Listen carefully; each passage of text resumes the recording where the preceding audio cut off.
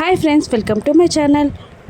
ఈరోజు వీడియో చాలా ఇంట్రెస్టింగ్గా ఉందండి. వీడియోని ఎక్కడ స్కిప్ చేయకుండా ఎండ్ వరకు చూసేయండి. ఇక ఆరు గుప్తా గారు ఇద్దరు బాగి ఎలా ఉందా అని పిల్లర్ పక్క నుండి చూస్తూ ఉండగా అమర్ ఫ్యామిలీ మొత్తం ఇక బాగి ఉన్న రూమ్ ముందు టెన్షన్ పడుతూ అటు ఇటు తిరుగుతూ ఉంటారు. ఇక అమర్ టెన్షన్ పడడం చూసిన ఆరు మను ఇద్దరు కుళ్ళుకుంటూ ఉంటారు. ఇక మను మాత్రం మనసులో ఇలా అనుకుంటూ ఉంటుంది, ఇదేంటి అమర్ ఇంతలా టెన్షన్ పడుతున్నాడు, కొంపతీసి అమ్ముని కాపాడిందని సాఫ్ట్ కార్నర్ ముందరై బాగిని దగ్గరగా తీస్తాడా దేవుడా, అది మాత్రం జరగకూడదు అని మను మనసులో అనుకుంటూ ఉండగా అమర్ని చూస్తూ ఆరు కుళ్ళుకుంటూ ఉంటుంది. ఇక ఇదేంటి నీ పతిదేవుడు ఇంతలా టెన్షన్ పడుతున్నాడు అని గుప్తా గారు అడుగుతూ ఉండగా నా బిడ్డని కాపాడింది కదా, అది ఎలా ఉందా అని ఆత్రం అంతే అని ఆరు కళ్ళబొల్లి మాటలన్నీ మాట్లాడుతూ ఉంటుంది. ఇక బాగీ రూమ్ నుండి ఒక నర్స్ బయటికి రాగానే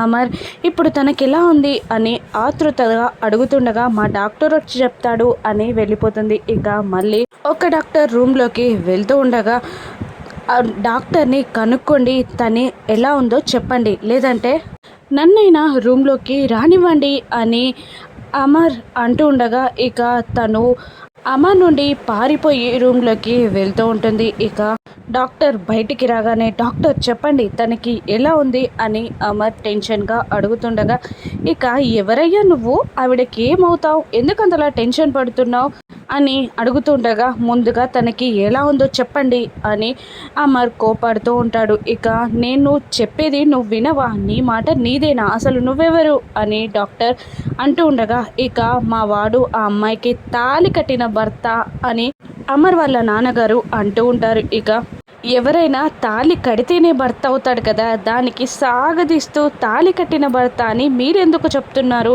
అని అంటుండగా అమర్ మళ్ళీ డాక్టర్ని ఆవిడ ఎలా ఉందో చెప్పండి అని అంటూ ఉంటాడు. ఇక ఏంటయ్యా నువ్వు, నర్సు బయటికి వెళ్తే చాలు, లోపలికి వస్తే చాలు, నీ బాధకి నీ భయానికి నర్సులు రూమ్లోకి రావాలన్నా వెళ్ళాలన్నా భయపడి చస్తున్నారు, నీ మాట నీదేనా, ఆవిడకి ఏమైందో చెప్పే వరకు నా మాట వినవా నువ్వు అని డాక్టర్ అమర్ని కామెడీగా అంటూ ఉంటాడు. మళ్ళీ ఇక తన కోపాన్ని కంట్రోల్ చేసుకుంటూ మిస్ అమ్మకు ఎలా ఉంది సార్ అని అమర్ అడుగుతుండగా నేను చెప్తున్నాను కదా, ఆవిడకి ఎలా ఉందో చెప్పే వరకు నువ్వు నా మాట వినేలా లేవే, ఆవిడ ప్రాణాపాయం నుండి బయటపడింది, కానీ స్పృహలోకి రావడానికి ఇంకా సమయం పడుతుంది, స్పృహలోకి వచ్చాక మీరందరూ వెళ్ళి చూడొచ్చు అని డాక్టర్ మాట చెప్పడం పూర్తి కాకముందే అమర్ డాక్టర్ని తోసేసి బాగి ఉన్న రూమ్లోకి వెళ్ళిపోతాడు. ఇక ఏంటయ్యా డాక్టర్ని తోసేస్తారా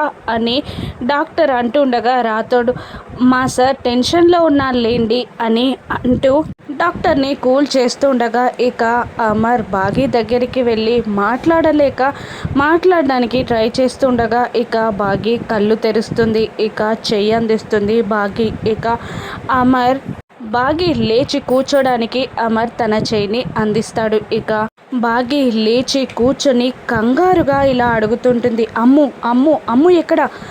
ఎక్కడుంది, అమ్ము బాగానే ఉందా అని టెన్షన్గా బాగి అడుగుతుండగా బాగానే ఉంది మిస్ అమ్మ, పక్క వార్డులో ఉంది అని అమర్ చెప్పగానే ఇక తనకు తగిలిన గాయాలని కూడా మిస్ అమ్మ పట్టించుకోకుండా పరుగున తన రూమ్ నుండి అమ్ము ఉన్న రూమ్కి పరిగెత్తుతూ వెళ్తూ ఉంటుంది.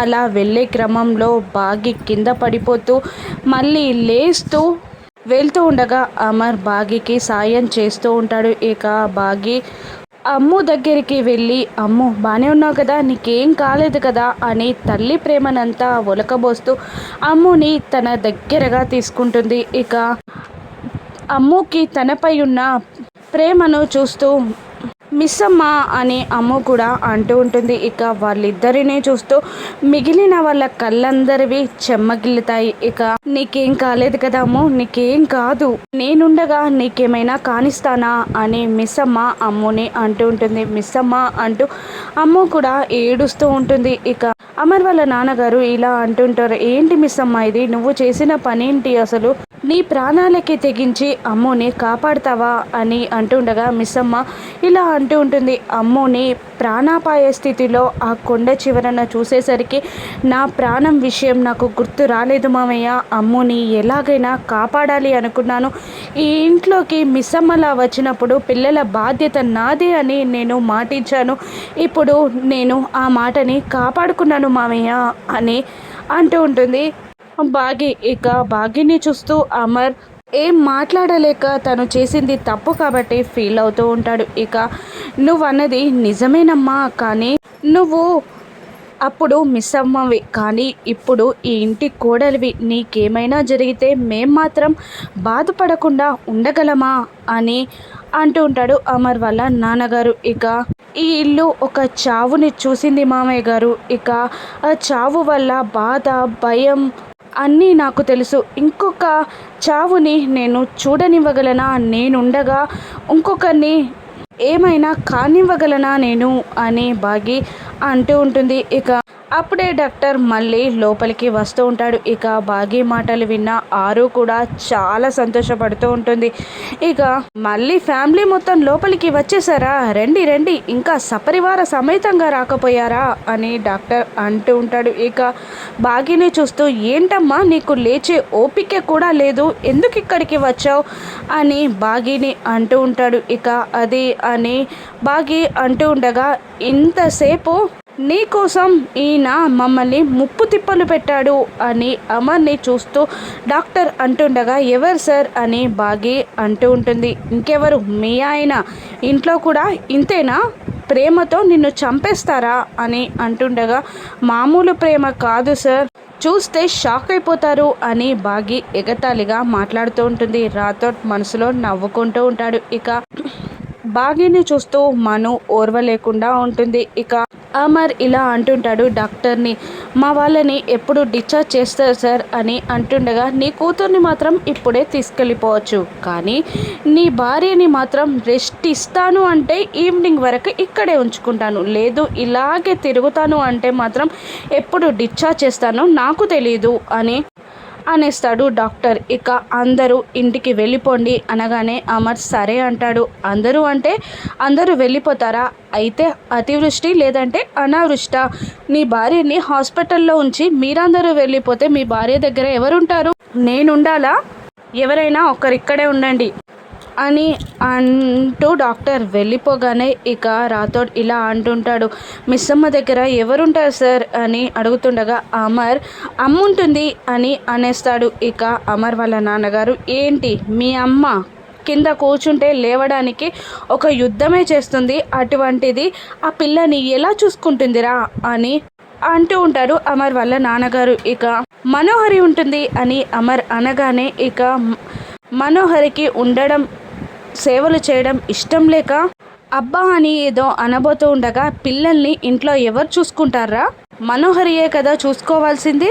అయినా ఆమె నువ్వు తాళి కట్టిన భార్య కాబట్టి నువ్వే ఉండాలి, పదమ్మా అమ్ము వెళ్ళిపోదాం అని అంటూ అమ్ముని తీసుకొని ఫ్యామిలీ అందరూ వెళ్ళిపోతారు. ఒక బాగి అమర్ మాత్రం హాస్పిటల్లోనే ఉండిపోతారు. ఇక అమ్ము అంటూ మరో అడుగు బాగి వేయబోతూ ఉండగా బాగి కింద పడిపోతూ ఉండగా ఇక అమర్ బాగి కింద పడకుండా చేయిని పట్టుకుంటాడు. ఇక మరొక చేయిని బాగి చేయికి అందించి బెడ్ మీద కూర్చోబెడుతూ ఉండగా ఇక ఆరు కుళ్ళుకుంటూ ఉంటుంది. ఇక వెనకాలన్న దిండును సెట్ చేసి కూర్చోమన్నట్టు కళ్ళతో సైగ చేయగా బాగి కూర్చుంటుంది.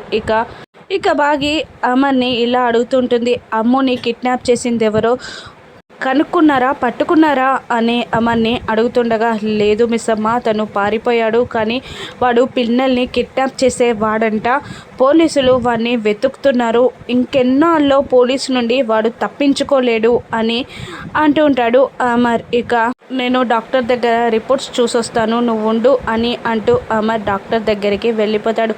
మరోవైపు లీలా రూమ్ని క్లీన్ చేస్తూ ఇక మనోహరి కబ్బోర్డ్కి తాళం వేయకుండా వెళ్ళిపోయింది.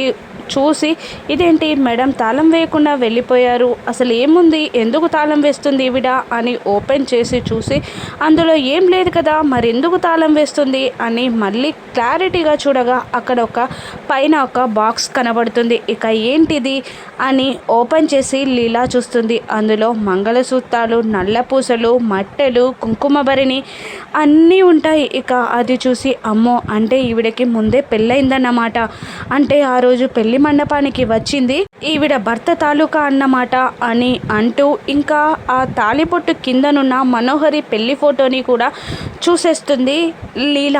ఇక ఆ పెళ్లి కొడుకు ముఖానికి మాత్రం బ్లాక్గా కలర్ వేసుంటుంది మను. ఇక అప్పుడే అమ్ముని తీసుకొని ఫ్యామిలీ మొత్తం ఇంటికి వచ్చేస్తారు కంగారుగా. లీల అదంతా క్లోజ్ చేసి లోపల పెట్టేస్తుంది. ఇక లీల రూమ్ ఓడుస్తూ ఉండగా టెన్షన్ పడుతూ ఉంటుంది. ఇక మను ఎందుకు కంగారు పడుతున్నావే అని అడుగుతుండగా అయ్యో అదేమీ లేదమ్మా అని అంటూ ఉంటుంది లీల. ఇక మను కబోర్డ్ ఓపెన్ చేసి ఆ బాక్స్ మరొక చోటు ఉండడం, ఇంకా ఆ బాక్స్ని ఓపెన్ చేసి ఆ ఫోటో పైన ఉండడం చూసేస్తుంది. ఇక కోపంగా వెనక్కి తిరిగేసరికి లీల మను కాళ్ళపైన పడుతుంది.